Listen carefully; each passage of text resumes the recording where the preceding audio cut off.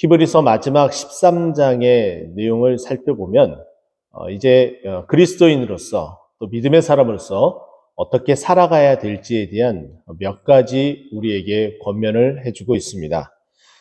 계속해서 예수 그리스도를 붙들고 살아간다는 것이 쉽지 않았었기 때문에 배교하는 일들이 있었기 때문에 그 믿음을 굳게 잡고 나아갈 것에 대해서, 그리고 예수 그리스도가 우리를 위해서, 이 구원을 위해서 우리가 지금 당한 고난보다 더한 희생의 피를 흘리고 우리를 그렇게 구원해 주셨음을 계속해서 강조하며 우리에게 말해 주었습니다. 근데 오늘 본문 말씀 그 시작은 이렇게 이야기합니다. 하나님의 말씀을 너희에게 일러주고 너희를 인도하던 자들을 생각하며 그들의 행실의 결말을 주의하여 보고 그들의 믿음을 본받으라. 결국은 우리 주님께서 말씀하셨던 것처럼 열매로 그들을 알지니라고 말씀하셨던 그 말씀처럼 앞에서 아무리 정말 특별한 말을 할지라도 정말 그 휘황찬란한 그 말의 그 모습이 보일지라도 그것에 대한 열매가 맺혀지지 않으면은 결국은 그 말에 지나는 것뿐임을 우리에게 이야기를 해주고 있고, 또 분명한 것은 그들의 그 열매, 나타나는 실질적으로 오랜 시간 동안 함께 있으면서 나타나는 그 모습을 통해서 우리가 배워야 될 것은 결국은 믿음, 그 믿음으로 말미암아 나타내는 열매를 함께 볼 것을 말해주고 있습니다. 저는 이 말씀을 통해서 사도 바울이 했었던 권면의 말이 우리 입술의 고백이 되기를 간절히 소망합니다. 고린도전서 11장 1절 말씀을 보면은 내가 그리스도를 본받은 것 같이 너희는 나를 본받으라 라고 이야기를 하고 있습니다. 사도 바울은 먼저 예수 그리스도를 본받았습니다. 그래서 예수 그리스도를 본받기 위해서 부지런히 주님께서 말씀하신 또 하나님의 그 말씀을 사모하고 붙들고 나아갔습니다. 그렇기 때문에 작은 예수 그리스도라는 별칭을 얻으며 예수 그리스도의 가장 아름다운 그 모습을 닮은 자의 그 모습, 그리고 예수 그리스도를 핍박하는 자였지만은 예수 그리스도의 사도로 증거를 받고 또 그렇게 부름을 받은 사람이었습니다. 그러하였기에 자신 있게 이야기할 수 있었죠. 나를 본받으라 라고 말하고 있습니다. 이 사도 바울의 고백이 우리의 고백이 되기를 간절히 소망합니다. 우리가 나를 본받으라 말할 수 있을 만큼의 모습이 되기 위해서는 우리의 행위의 모든 모습으로 다 나타낼 수는 없습니다. 하지만 우리가 예수 그리스도를 본받고 그 믿음 가운데 있다면은 당연히 이렇게 자신 있게 이야기할 수 있을 듯합니다. 우리가 예수 그리스도를 먼저 본받는 자가 돼서 또 나의 그 모습, 예수 그리스도를 본받은 모습을 본받으라고 권면할 수 있는 우리 모두가 되기를 간절히 소망합니다. 그렇기 때문에 이 히브리서 기자는 마지막에 믿음을 본받으라라고 이야기를 합니다. 그런데 그 믿음의 근간, 믿음의 주체, 그리고 그 믿음을 바라보면서 우리가 살아가야 되는 것은 누구라고 그랬죠? 12장 1절과 2절을 통해서 많은 증인들 그리고 많은 믿음의 사람들이 있었는데 그 중에 우리가 정말 바라보고 지향하며 나아가야 될 그 표대는 예수 그리스도임을 분명히 이야기했습니다. 그래서 믿음의 주요 온전케 하신 예수를 바라보자. 히브리서 12장 2절을 통해서 이렇게 말씀하신 바를 우리는 분명히 기억해야 되겠죠. 그래서 오늘 이 믿음을 본받으라 라고 이야기해놓고 8절에 들어가서 어떠한 믿음인지 우리에게 소개를 해주는데, 예수 그리스도는 어제나 오늘이나 영원토록 동일하다. 변함없이 꾸준하게 믿음의 그 모습을 보여주고 꾸준하게 열심히 섬기는 그 모습을 우리는 본받아야 되는데, 그 모습은 예수님께서 이미 우리에게 동일한 모습으로, 그와 같이 동일한 모습으로 우리를 섬기셨음을 고백하고 또 그 예수님을 본받을 것을 이야기하고 있습니다. 그러면서 9절부터 11절까지에 대한 내용을 살펴보게 되면 예수님이 성문 안에서 희생당하지 않고 성문 밖에 나가서 희생당한 모습을 우리는 알 수가 있습니다. 예수님이 골고다 언덕을 올라가게 되죠. 그 골고다 언덕은 성 밖에 있는 곳이었습니다. 시체를 성문 안에 두는 일이 없었고 또 그 시체를 가다 두는 그 무덤도 또한 그 성문 안에 두지 않았기 때문입니다. 그렇기 때문에 12절 말씀 보면은 그러므로 예수도 자기 피로써 백성을 거룩하게 하려고 성문 밖에서 고난을 받으셨다라고 우리에게 말해주고 있고, 그러기 때문에 우리도 또한 영문 밖으로 나가야 된다라고 우리에게 이런 권면을 해주고 있습니다. 근데 영문 밖으로 나가는 것이 도대체 우리에게 어떠한 모습으로 살아가라고 권면하는 것일까요?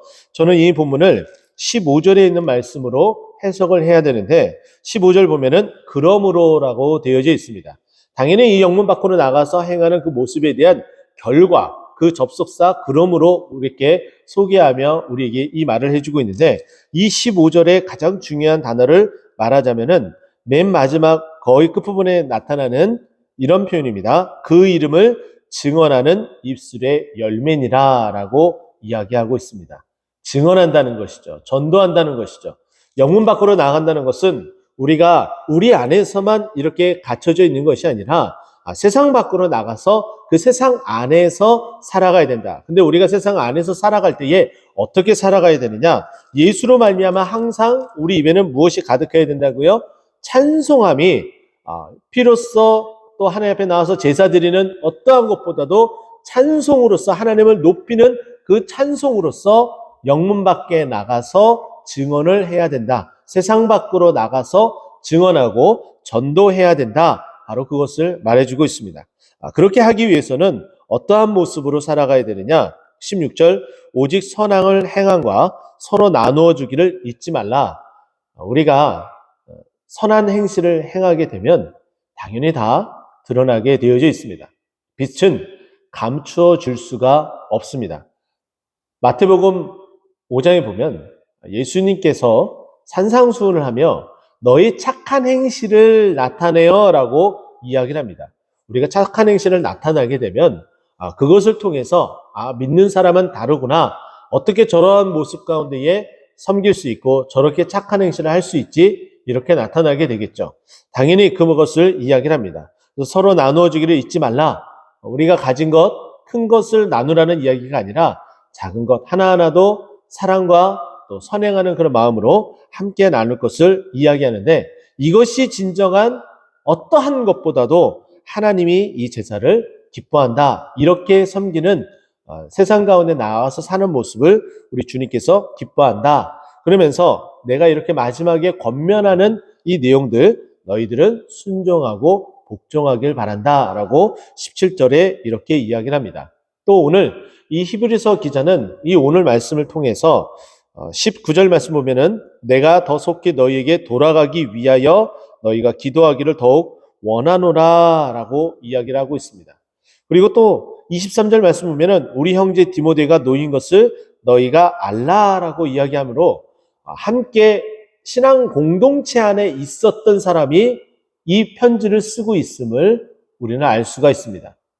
히브리 공동체 안에 믿음이 아주 강건하게 서가고 있었던 그 차에 그 믿음을 뒤흔드는 유대인들을 핍박하는 일들이 유대교의 사람들이 와서 핍박하는 그 일들이 있게 되니까 다시금 돌아가고 때로는 그 믿음을 지키기 위해서 은둔 생활을 하려고 하는 모습 가운데 있었으니 이제는 그 믿음이 흔들리지 말 것을 우리 믿음의 그 주인이신 예수 그리스도를 바라보고 믿고 따라가고 본받고 또 더 나아가서 세상 가운데 나아가서 증언하며 살 것에 대해서 이야기를 하고 있는 것이죠.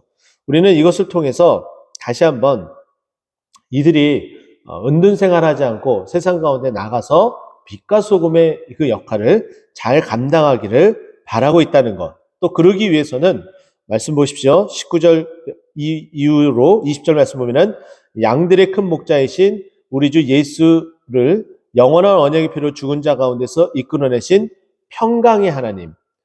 죽음을 예수 그리스도의 그 죽음을 우리에게 평강으로 뒤바꿔 주신 그 하나님께서 어떠한 일을 하시는지 보세요. 21절 모든 선한 일에 너희를 온전하게 하사라고 되어져 있어요.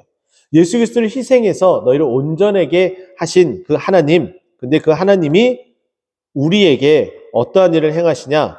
예수 그리스도로 말미암아 우리 가운데 행하신 그 뜻을 다 이루신다. 그 뜻이 결국은 21절 마지막에 보면은 영광이 영원무궁토록 굳게 서게 된다라고 우리에게 말해주고 있습니다. 그러면서 많은 믿음의 사람들에게 함께 같이 문안하고 인사하며 믿음의 교제를 나눌 것을 이야기하고 또 이와 같이 생활할 수 있도록 하기 위한 가장 또 필요한 그 은혜를 이야기하며 오늘 본문은 말씀을 이렇게 마무리하고 있습니다. 이번 한 주간 여러분 어떠셨습니까? 히브리서 말씀을 통해서 우리 마음 가득 그리스도가 자리 잡고 있습니까?